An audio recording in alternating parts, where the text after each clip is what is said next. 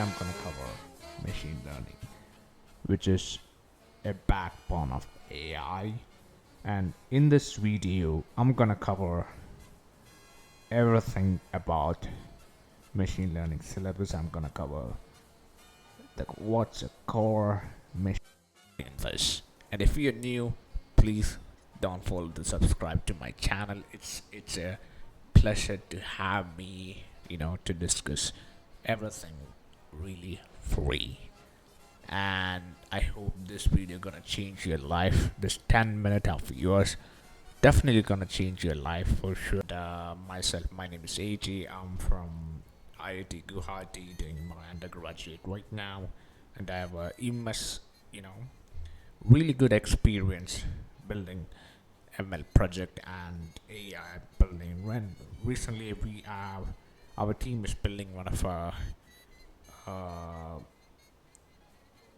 LLM, which is really gonna be a inherent part to change the ecosystem of India, the future India. And today we're gonna cover what's a machine learning, completely about here. So first we're gonna start what we're gonna cover here. Today we're gonna cover what's a supervised learning, regression, unsupervised learning, semi-supervised learning, reinforcement learning. This for if you got this concept really well in this area, it's gonna be really lucrative for you in the future. So my dream is in this video is to make sure that this concept which is getting to you is really crystal and clear. And I hope in this video, I hope even normal people who don't have a background in AI, I hope this video gonna change their life.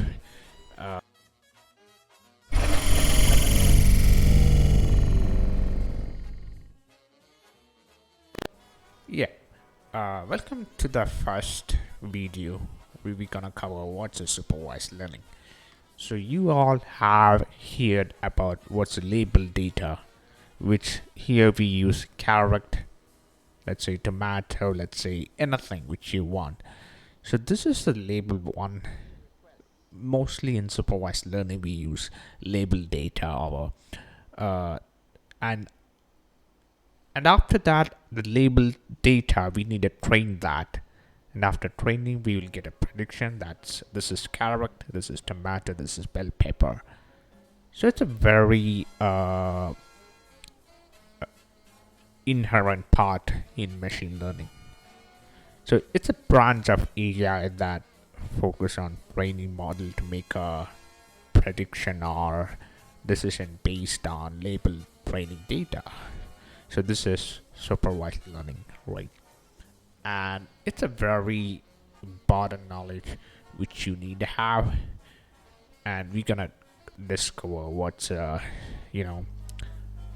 gonna give you the step-by-step recipe what you need to have. First we explore, we take a summary status. We gonna, if you want to, let's say, predict the color, let's say which is this fruit, we're gonna make a target from feature X. So then we explore, then we clean it. In cleaning we use mean, medium, model, which gonna remove duplicates, correct error. Then we're gonna go to the feature engineering. Then we're gonna transform, use polynomial. Then we're gonna split. Then we're gonna do baseline. Then we're gonna do train model. Then we're gonna evaluate. Then we're gonna interpret, and then we're gonna deploy consideration. And then we're gonna do monitor. Let's do a coding here. Let's say I'm typing from sklearn linear modeling. We bought linear regression here. Those people who don't know what's a linear regression, it's nothing but we are predicting the future. Regression is nothing but predicting something in the future. Linear is always in a linear scale, which is exponentially rising up. So think this is like I'm gonna give you an example. Take this is a Tony Stark arc reactor. It's a simple, clean, linear power source. So let's say take the world is roughly linear. The reactor gonna supply you stable power, right? Which is Tony Stark reactor. That gonna help Tony Stark to build the thing. So take the world for example a data. Let's take a reactor for an example as a model. So our model in linear regression, which is scikit-learn, gonna help you to power up. So when let's say reality gonna bend, let's say it's non-linear, Tony gonna upgrade. Not enough with the basic reactor. This is simply linear regression here. Simple as that. And next is logistic regression. This is simply but classification. We use from sklearn linear model. We import logistic regression here, and then we use explain white brain here. We take some props. So let's say let's take logistic as people hear about Dr. Banner. How does he got power? He got continuous gamma probability, but that threshold make him into became Hulk. That power, the immense gamma, even it's a rare thing to be happening. Even the gamma power, even empirically, it isn't proven to be true. But I'm giving you a science fiction here to understand what's the concept here. So the sigma decide when to Hulk out. So if the sigmoid function saying that Hulk should not be here, he gonna throw out, which is class 1 here. So we're gonna make X rain, Y rain. This is simple power. So we take a prediction which is probability more than 0.5, and then is KNN, which is K nearest neighbor. So we import this. Let's take KNN as some sort of Avengers voting at a meeting, right? Let's say in a meeting, the nearest neighbor, let's take nearest teammate. Let's say with Captain America gonna be Iron Man. Let's say Captain America is a neighbor to Iron Man, then he gonna decide the action because he's the leader. Let's say he's wrong. The team gonna choose the wrong plan. This is KMN. If one person, if your leader make a wrong thing, the entire team gonna make wrong plan. So that's a drawback of that. And now we're gonna cover what's in SVM. This is a very important part in machine learning. So which is support vector machine.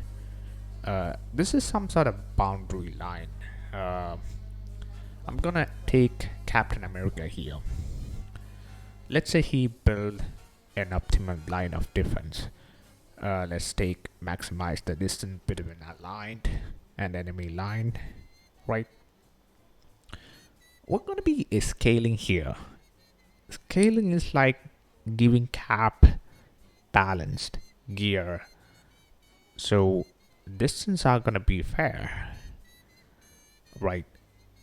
And if Captain America got a balanced gear, we know the model gonna work really better. But this is a science fiction, guys, but I hope your concept is clear.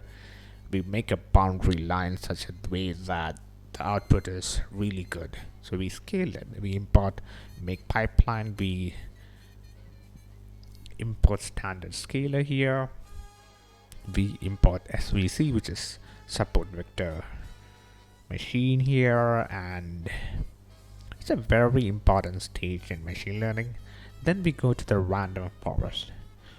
We import random forest classifier here. So random forest is, let's take a council of Marvel hero.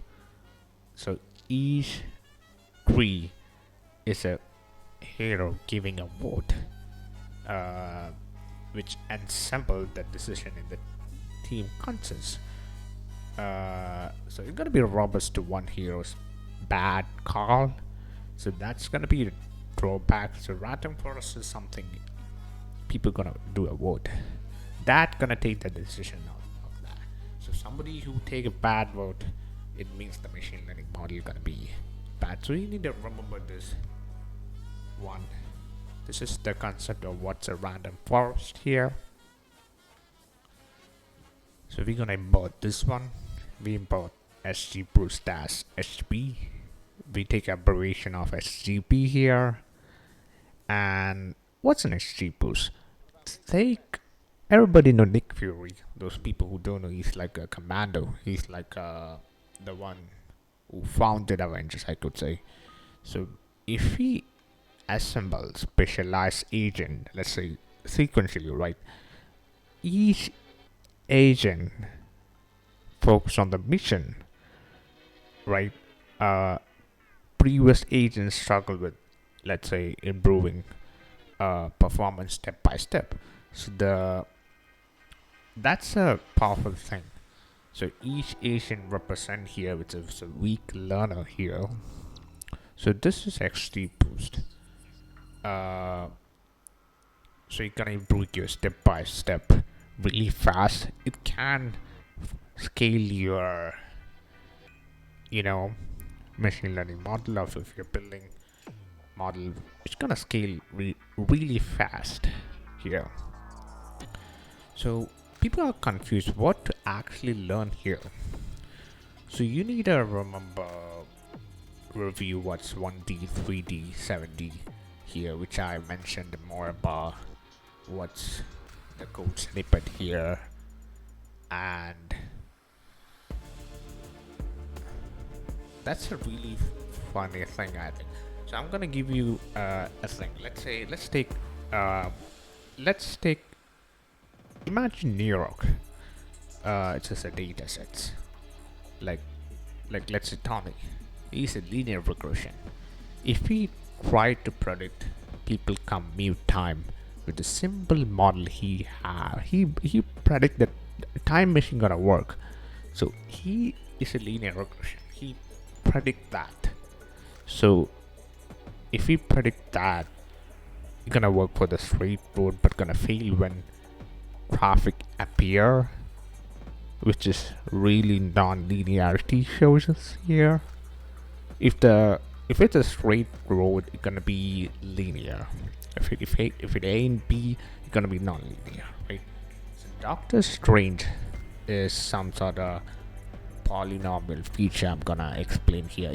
If we warp space to fit complex path, let's say Black Widow, I'm gonna use logistic. She gonna classify people as commuter or non-commuter based on probability. She's really spy agent, isn't it? And she's a logistic I can pick here. Let's say Captain America. If Captain America built the best defense line between two group, he's SVM here. Actually, it's really fun here though. I mean, he can actually make the best defense out of each other, right? And the Avenger Council, let's take Avenger Council as some sort of random forest. They're gonna combine many heroes' opinion. If you notice, before Endgame, they have a random forest, like how to make the time machine really work. So the random forest is some sort of success here, because most of the people opinion is really rational. So they did a good job here even with our Nick Fury. They tried to build something good with the help of Captain America and the Tony Stark. And this is really interesting. Let's say Nick Fury is some sort of XG boost here. He's gonna recruit agency sequentially to fix mistake the other made, right? So you can take XG boost as Nick Fury. So let's say Fury planned offense win when the city is complex, but you must watch for the bias. biases everywhere. Our data is got a bias. Everywhere you're gonna see bias. Recently, we were building AI healthcare diagnostic platforms. We are confronted with a lot of bias there. There gotta be variance, like which is, let's take too many specialists all fit to a single neighborhood. Too many specialists.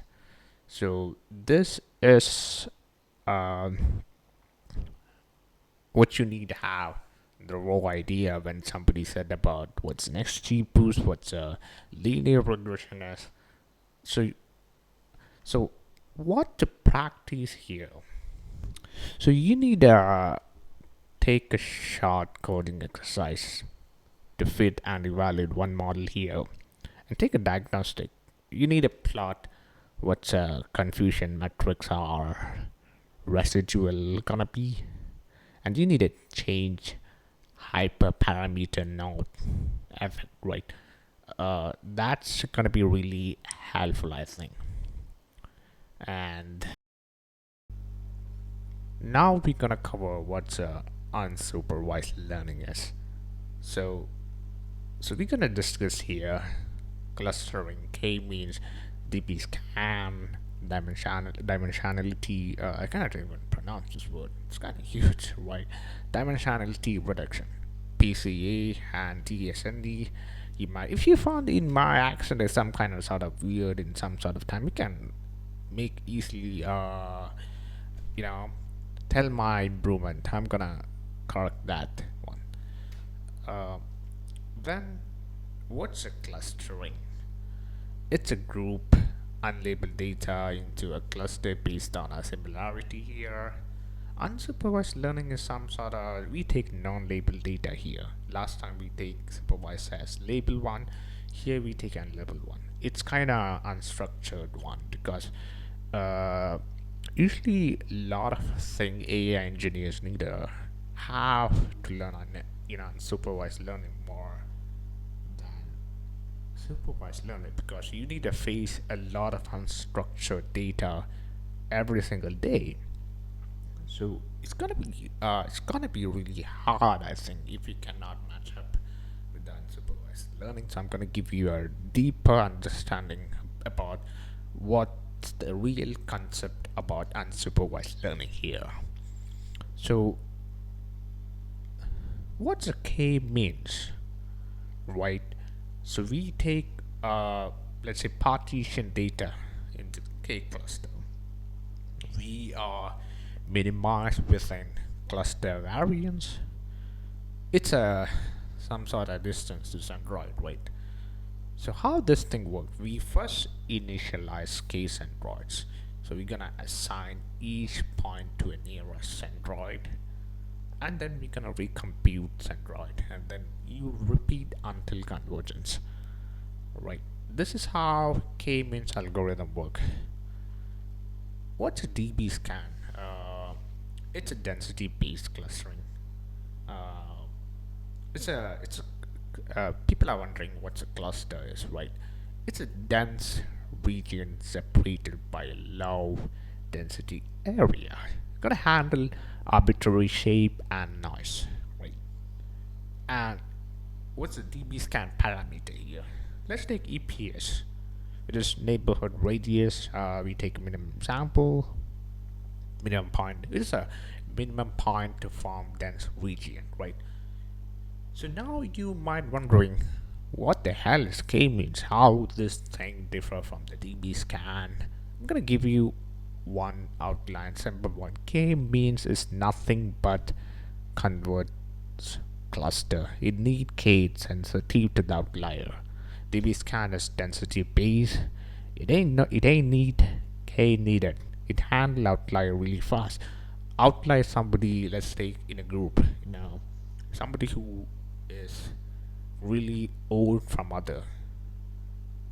He's gonna be outlier in the class. That's DB scan useful, right? Which you can literally handle many sort of outlier you want. And It's a really powerful one. So now we're gonna learn what's a here come dimensionality reduction. I know it's a really hard to pronounce this for me. So what's a PCA goal? So which is if I'm not wrong, it's a principal component analysis. So you're gonna reduce dimension while preserving maximum variance. So what we do here, we take center data, we subtract the mean, we're gonna compute the covariance matrix, we're gonna compute the eigenvector, we're gonna compute eigenvalue. If people are new to this eigenvector and eigenvalue, I'm gonna make a new video what's a tensor flow, we're gonna make a how can anybody code here. And the fourth one gonna be project data into a top component here. And what's a TSNE goal? We're gonna visualize high dimensional data in 2D or 3D. We're gonna pursue local neighborhood distance. Oh, we got a bug here. I'm sorry, it's a bug. Next is UMAP.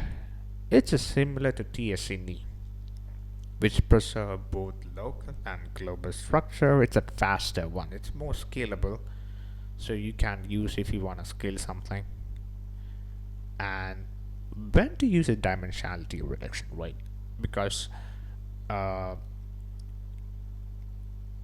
if you're handling machine learning model, it got a lot of noise, which is a disturbance. So if you want to reduce that, we use dimensionality reduction here. Visualization. If you want to speed up ML, if you want to remove multicollinearity here, this is one of a better example I could say. Right. So you need to remember this. This is the vocabulary which you need digestion here. There's some sort of token you need to remember as a human being, which is what's a manifold, what's a neighborhood, what's a variance. This all are a mathematical word, right? If you have an experience in stats, you're gonna understand this one, right? What people really forget here. I'm gonna give I so many students, even my batchmate who make a wrong conception about this. I'm gonna untangle this. K means is sensitive to the initialization. Always is, I use K mean plus plus. I use everyday that. And second gonna be DBA can struggle with varying density cluster. So you can tune EPS really carefully. You're gonna be, if you throw in ML model, you understand it struggle a lot, hell a lot. And third is PCA, assume linear relation, which is principal component analysis here. So which is we use here TSNE and UMAP. You're gonna capture non-linear manifold. So TSNE is a stochastic gradient which one multiple time for stable embedding, right? It's always scale feature before I personally say before PC or K means you need a scale feature. If feature have let's say different range, and the sixth one gonna be DR may lose interpretability. So you need to track which feature dominate component before getting into this. The last one gonna be visual inspection of cluster.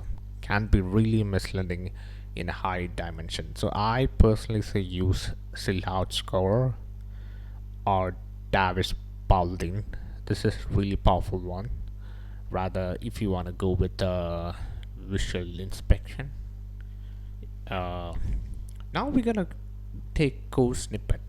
So I'm trying to use Marvel analogy here because code snippet gonna be a hard one. You need to remember this for a long time. So I might give you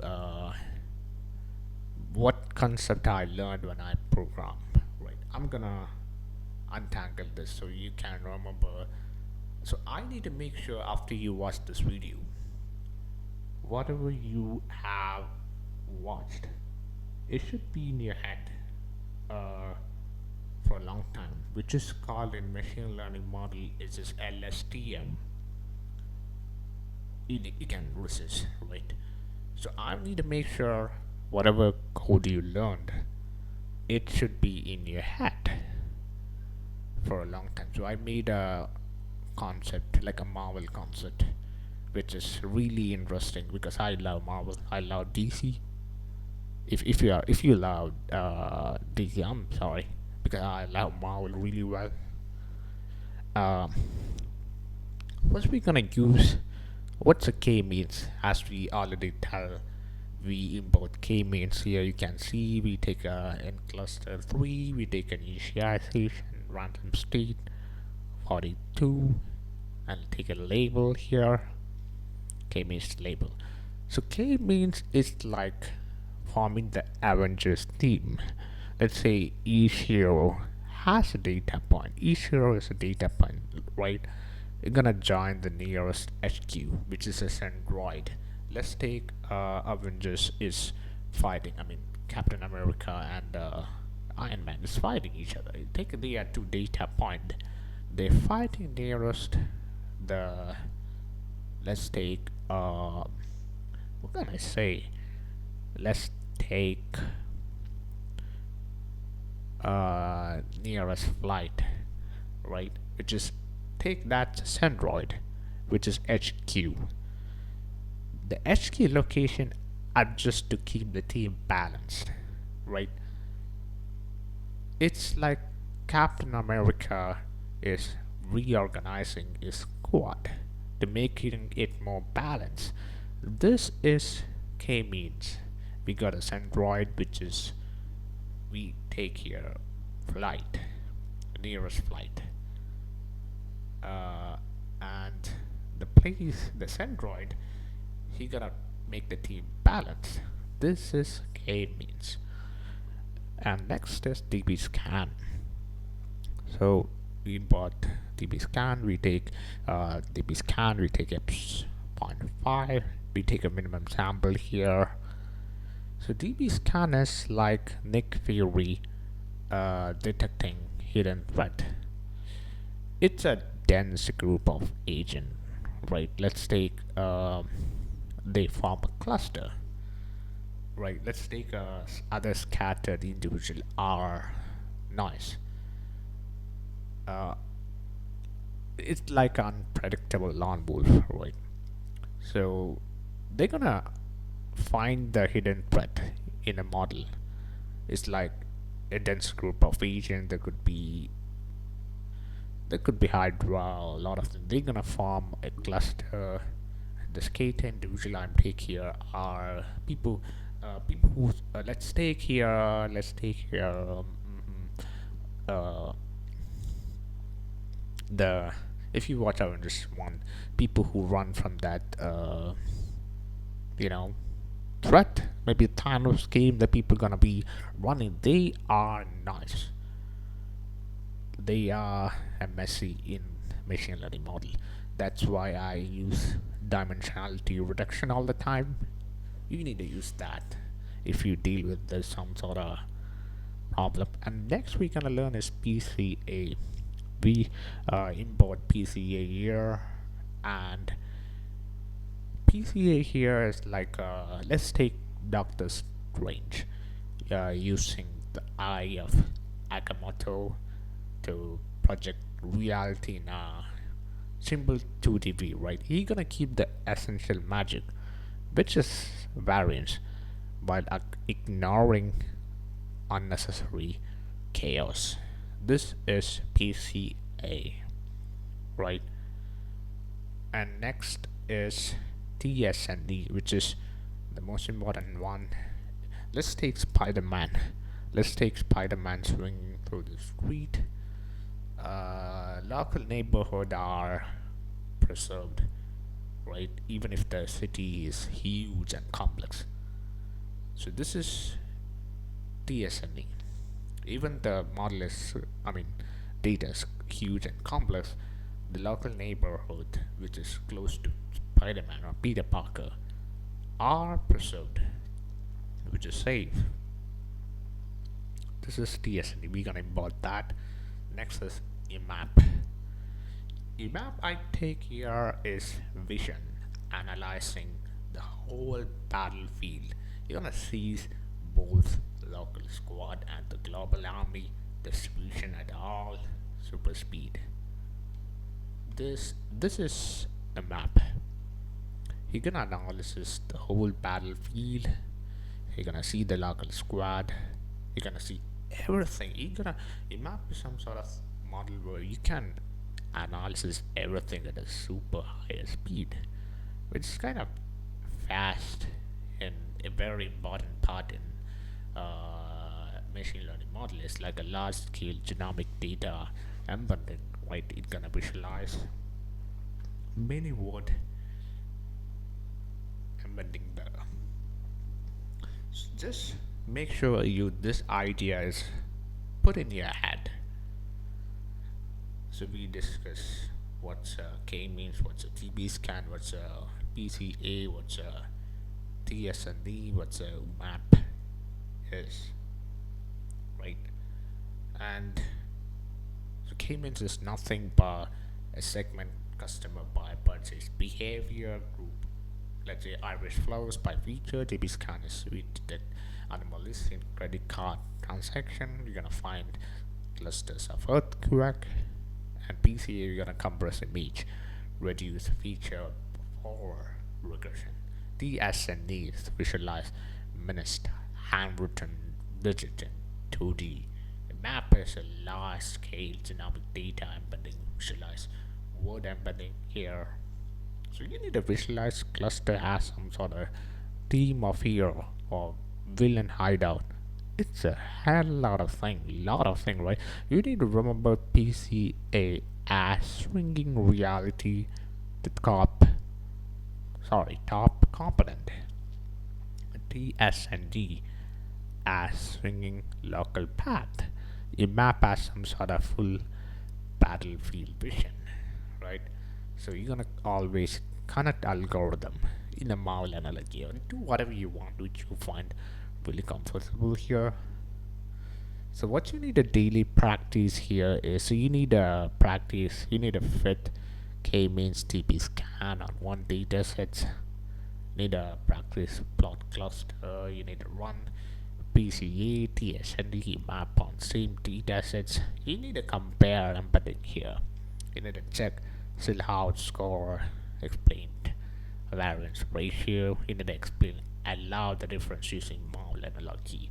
You need to experiment change, okay, apps and neighbor minimum distance, which is an observed effect here, right? So I hope the unsupervised learning is clear. This is a raw idea I give to you. I know it's a huge concept, but I want to make sure to make this concept really interesting so that you won't forget this one. So next video we're gonna cover what's a semi-supervised learning. Now we're gonna cover what a semi-supervised learning is. It's learning using a small labeled datasets, which is a part of supervised learning, and we're gonna use a large unlabeled datasets, which is one year, which is even a part of unsupervised learning. So you might wondering when I should use SSL, when we should use it. Labels are really expensive to obtain, but unlabeled data is really abundant. At that time, you need to use SSL more than anything. So you need to train a model on a labeled data. You need to take a predict label for unlabeled data. So you're gonna retrain, including confident prediction here. Then we're gonna take self-training is done here. Then we're gonna take co-training. So you're gonna use two different feature sets. You're gonna train separate model and gonna share confident prediction. You're gonna iteratively, right? Then we're gonna take graph-based method. You're gonna represent data as a graph. You're gonna propagate label through edges. It's like a nearby nodes influence each other, right? Then we're gonna use the narrative model. It's like a semi-supervised GAN. It generate synthetic example and use them to improve classifier, right? So in the SSL evaluation metrics, what we use is it's really same as supervised accuracy, F1, AUC, even plus label confidence check. It's really same as SSL. That's the point where we engineers really confused. How could that be? So it's actually empirically right when we deal with that. You need to deal with some sort of vocabulary. What's a label data? What's an unlabeled data? What's a pseudo labeling? What's a confidence threshold? What's a graph? Propagation? What's a node? Edge? Feature view? Called training? Generative model? GAN? And data scarcity, regularization. I'm sorry if I pronounce really bad. So what people really forget, and I really know this down, people make a hell lot of mistake here. While building a model, you need to always check pseudo label confidence, which is most of the model has noisy label. It can hurt performance. You need to check whether this thing is working really good. So SSL works best when unlabeled data, follow same distribution as labeled data, right? So there's a graph-based SSL which is gonna assume smoothness. Nearby node like you're gonna share a label, right? So overfitting on a few label points is common. It's a regularize or augment, right? So SSL can amplify biases in even label data. So you need to be careful with the label imbalance here, right?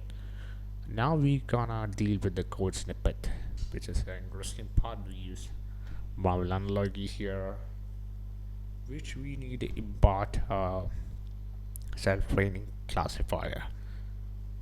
First we learning what's a self-training with scikit-learn. It's like a Spider-Man learning the ropes. So you're gonna start with the mentor. He's gonna experiment on his own. He's gonna slowly build confidence, right? That's how we learn through the ML1. Slowly we're gonna build a confidence if you experiment things on your own, right? Which is on label data, right? And we also use label data here. So it's kind of semi neutral one. And the second one is co-training, which is we gonna train two model on different feature sets, example text or metadata. So each model labels high confidence example for the other. You're gonna iterate until convergence. Let's say Captain America or Iron Man. They're gonna lead two separate teams. They're gonna share intel to improve both squad performance. So there's a co-training between both this team, which they are sharing both of their willing. So that's a really kind behavior one can accommodate. And third is graph-based label propagation here. We're gonna import that. Take doctor's range. Gonna connect reality. Label node is some sort of, you're gonna send magical label along this to unlabeled neighbor. You're gonna propagate knowledge through the network, right? It will propagate it through like a chain. That's a very important stage in your graph-based reliable propagation. You need to import that. Then we take a X train, Y train, simple as that. So I'm gonna give you a memory hack. So SSL is simply is a off vendor, off self-study. It's a pseudo labeling. It's like a Spider-Man experiment. We're gonna experiment daily, right? We're gonna take code trading as Captain America and Iron Man, the dual team exchanging information, and the graph base is some sort of Doctor Strange. I'm gonna take label flow like a magical influence, right? That's where we use this for of that. I give you an example. If you want to classify and use article when only 5% are labeled, we use SSL. If you want to detect tumor in medical image with a few label scan, we use SSL. If you want to take a few confirm fraud and many unlabeled transaction, we're gonna use SSL. So I'm gonna tell you this is a really important model. It's like a bridge between supervised and unsupervised. And the noisy pseudo label and the data distribution alignment is the most hardest part here. But there are plethora of benefit if you deal with this SSL really carefully and leverage. You can leverage abundant unlabeled data without full labeling cost. So it's kind of cheap option you can use, right? So I'm gonna give a daily practice checklist. What you need to do here, you need to take 10 to 20% label plus rest unlabeled. You need to train self-training classifier. Then we visualize pseudo label confidence. You need to remove low confidence example. That's the best thing. If third one gonna be if a graph is available, you need to propagate label. You need to compare to the supervised baseline, and then we're gonna explain model and process allowed using. As I mentioned, Marvel analogy help you to learn it much better, really fast. And the last is gonna be reinforcement learning. It's a very powerful one. It's gonna be long because people it's used in most of the current model to build something, right? As the name indicate, it's learning to make sequence of decision to maximize cumulative reward. So it's an agent act and environment respond with new state and reward here. So we use a Markov property. It's like a next state depend only on current data. I'm sorry, state and action. Not gonna be history. And the discount factor gonna be it's the trade-off between immediate or future reward, right? So we're gonna use Q learning here versus policy gradient. Q learning is a sort of value based off policy discrete action. Policy is a gradient direct policy optimization. It can handle continuous action here. And then we can learn what's a Bellman equation here, which is a recursive relation which you need by heart. Now people are wondering, you need how to learn this because reinforcement learning is a complex path comparing to other learning. So you need to explore new action. You need to explore non-high reward action here.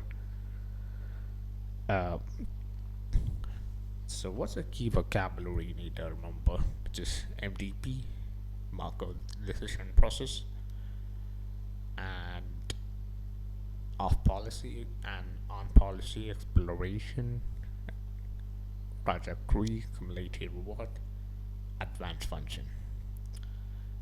I'm gonna give you what most people really forget here is discount factor gonna affect your long term with this short term decision. So you don't wanna ignore tuning out, right? So second gonna be Q learning only work for small discrete action pieces. It's a continuous, it's use only policy gradient. And exploration is essential. It's a greedy only, but it's a local optimal trap, right? And policy gradient variance can be high. It use baseline or actor critic. And the fifth one gonna be episode length matter for convergence.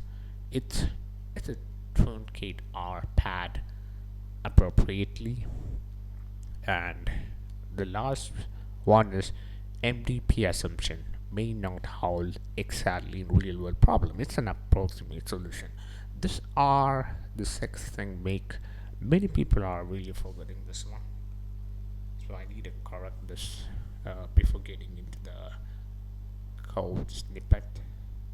Let's go with the Q learning. What's a Q learning is?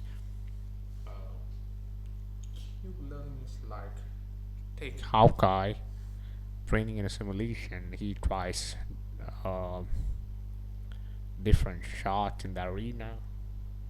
He remember which one hit the target, right? And he can improve our time, right?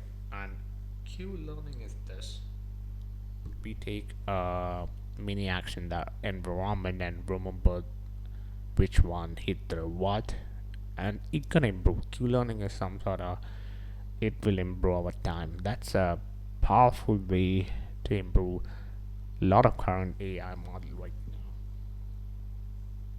now. I hope you learned about what is RLHF, which is reinforcement learning human feedback, which is another important part in reinforcement learning. And then we're gonna take policy gradient. Uh, Policy gradient is like a Iron Man. He gonna he gonna fly freely, right? He don't calculate every path, and he gonna tweak his thruster, which is a policy parameter to maximize overall mission success.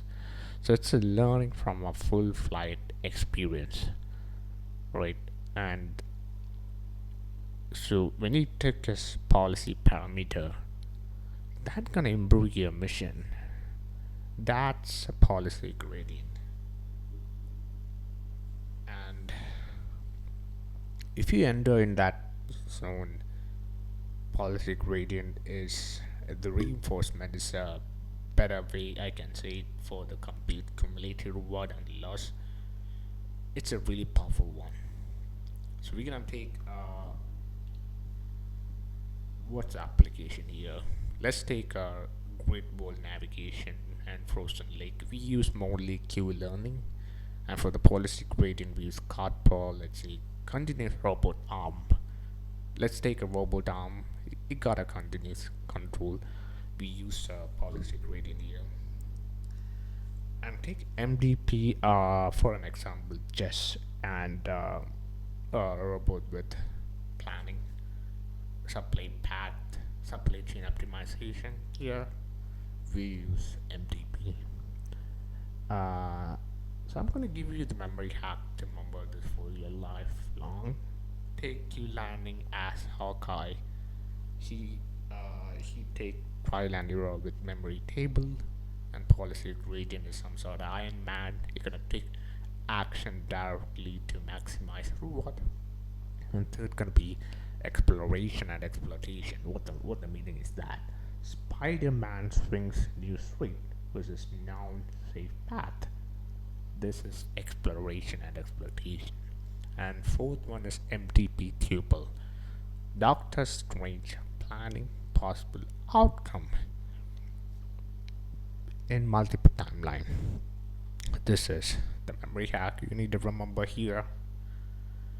And I'm gonna give you what's your step for this for your daily practice checklist.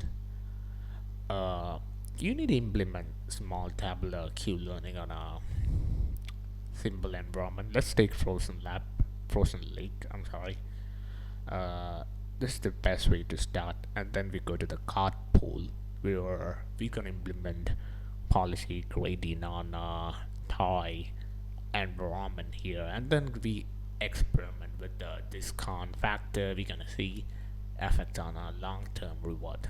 I'm gonna compare exploration strategy, the E grade versus softmax here.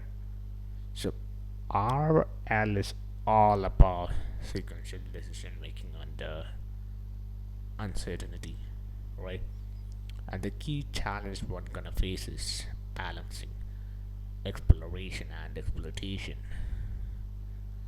It handles past reward.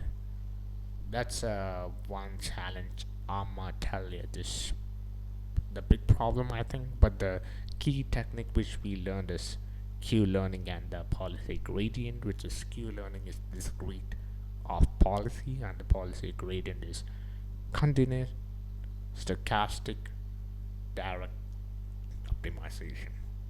MDP is the mathematical framework connecting state, action, and reward. So I hope the reinforcement learning is complete here in a nice scale. You don't need to buy hard everything. You just need have understanding about this concept before getting into the real world problem. Then you can tweak the parameter like a policy gradient and make the model really faster. I'm gonna tell you really faster. This is how I did this, and you can necessarily learn anything right now if you make sure if your learning rate is high, exponentially higher, and